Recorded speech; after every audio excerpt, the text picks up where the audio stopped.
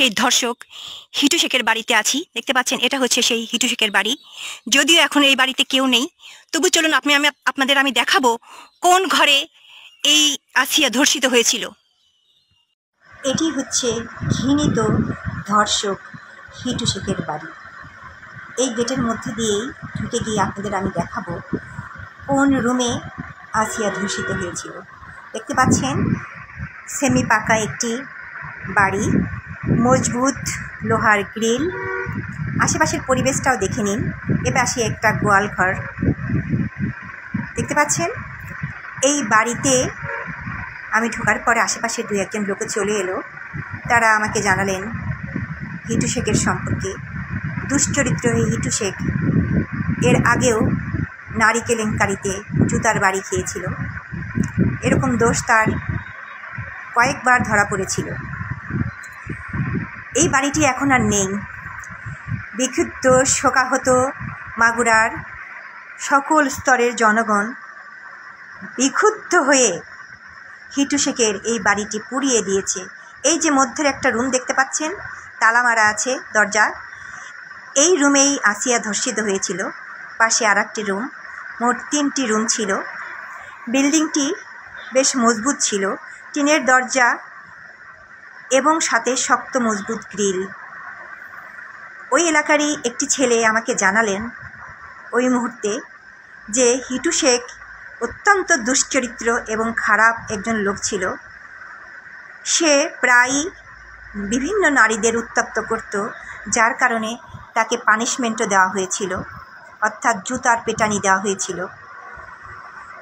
হিটু শেখের ছেলে, যেটা আসিয়ার দুলাভাই, সে ছিল আসক্ত, নেশাগ্রস্ত, চরিত্র তার খারাপ ছিল। যাই হোক, এই বাড়িতেই এই আসিয়া ধর্ষিত হয়েছিল বলে জনগণ এই বাড়িকে একেবারে ছাড়খাড় করে দিয়েছে, জ্বালিয়ে পুড়িয়ে ভেঙে। ঠিক কাজ করেছে। এবার আমরা প্রত্যাশায় আসি ধর্ষকের ফাঁসি হোক। সামনে উপস্থিত শহীদ পরিবারের সদস্যবৃন্দ, উপস্থিত নির্যাতিত ব্যক্তিবর্গ, আপনাদেরকে আমি আজকের এই ইফতার মাহফিলে একটি অনুরোধ বা আহ্বান রাখতে চাই আপনাদের কাছে। আপনারা দয়া করে হতাশ হবেন না, আশা রাখবেন। আমরা এতটুকু যখন এসেছি, ইনশাল্লাহ আমরা সামনের পথটুকু পাড়ি দিতে সক্ষম হব। আমরা যদি সকলে ঐক্যবদ্ধ থাকি, আমরা যদি সকলে অন্যায়ের বিরুদ্ধে সোচ্চার থাকি, অবশ্যই আমরা সক্ষম হব এই অন্যায়ের বিচার করতে। এবং আমি মনে করি, দৃঢ়ভাবে আমি বিশ্বাস করি, বাংলাদেশের গণতন্ত্রের পক্ষের যতগুলো রাজনৈতিক দল আছে, সবগুলো দল আমি দৃঢ়ভাবে বিশ্বাস করি এর সাথে দ্বিমত পোষণ করবেন না। সকলে নিশ্চয়ই এই যেই কয়েকটি বেসিক ব্যাপার আছে বাংলাদেশের, গণতন্ত্র, গণতন্ত্র রক্ষা, মানুষের বাক ব্যক্তি স্বাধীনতা এবং নির্যাতিত ব্যক্তিবর্গের প্রতি ন্যায় বিচার করা, এরকম যে বিষয়গুলো আছে, আমরা সকল গণতন্ত্রের পক্ষের সকল রাজনৈতিক দলগুলো আমরা নিশ্চয়ই এই ব্যাপারে ঐক্যবদ্ধ থাকব। এই ব্যাপারে নিশ্চয়ই আমাদের মধ্যে কোনো দ্বিমত থাকবে না। পরিশেষে আমি আবারও গুম খুনের শিকার নির্যাতিত ব্যক্তিবর্গ এবং যে পরিবারগুলো আছেন, পরিবারের সদস্যরা আছেন, তাদের সকলকে আন্তরিকভাবে শুভেচ্ছা জানাচ্ছি আজকে এখানে উপস্থিত হওয়ার জন্য। যারা নির্যাতিত হয়ে বিএনপি পরিবারের সভাপতি সহ মঞ্চে উপস্থিত সম্মানিত নেতৃবৃন্দ এবং আমার সামনে উপস্থিত বিশেষ করে গুম খুন বিভিন্নভাবে নির্যাতিত ব্যক্তি এবং পরিবারের উপস্থিত সদস্যবৃন্দ, আসসালামু আলাইকুম। আজকে আমরা এমন কতগুলো মানুষ অথবা এমন কতগুলো মানুষের পরিবারের সদস্যদেরকে নিয়ে একটি অনুষ্ঠান করছি, যাদের ত্যাগ, আত্মত্যাগের কারণ হচ্ছে আমাদের এই আজকের মুক্ত বাংলাদেশ।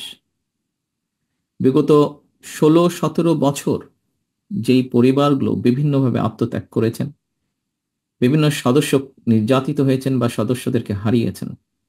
এখানে উপস্থিত এমনও ব্যক্তি আছেন যারা নিজেরা পর্যন্ত নির্যাতিত হয়েছেন, গুমের শিকার হয়েছেন। এই মানুষগুলোর আত্মত্যাগের কারণেই কিন্তু আজকের এই মুক্ত বাংলাদেশ, যেখানে কোটি কোটি মানুষ কম বেশি মুক্তভাবে শ্বাস নিতে পারছে।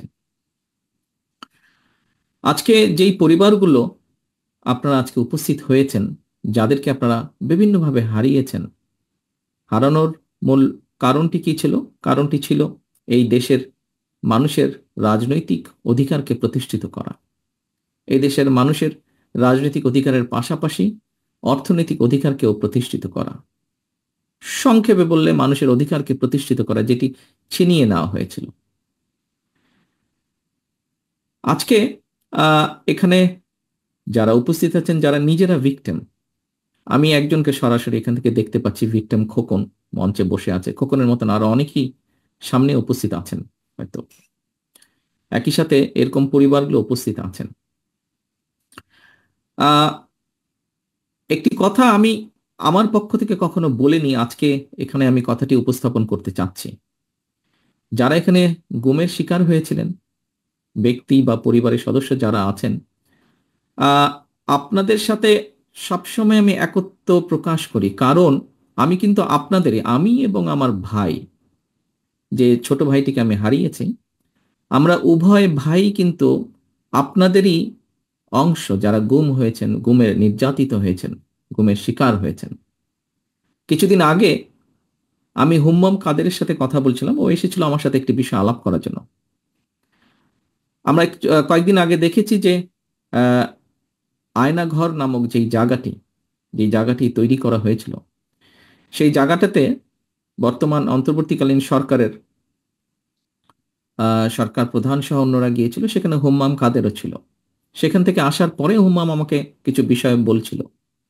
তখন হুম্মাম আমাকে বলল যে, ভাইয়া, আপনাকে যেই ঘরে রাখা হয়েছিল, আমাকেও সেই একই ঘরে রাখা হয়েছিল।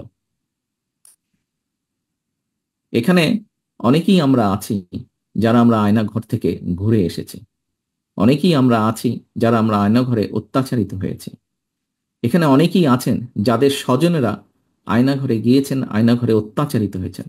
কেউ হয়তো ফিরে এসেছেন, কেউ হয়তো ফিরে আসেননি। একজন রাজনৈতিক কর্মী হিসাবে, একটি রাজনৈতিক দলের সদস্য হিসাবে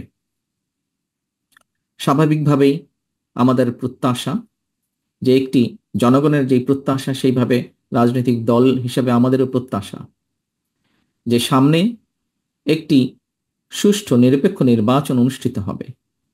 নিরপেক্ষ নির্বাচনের মাধ্যমে বাংলাদেশের জনগণ তাদের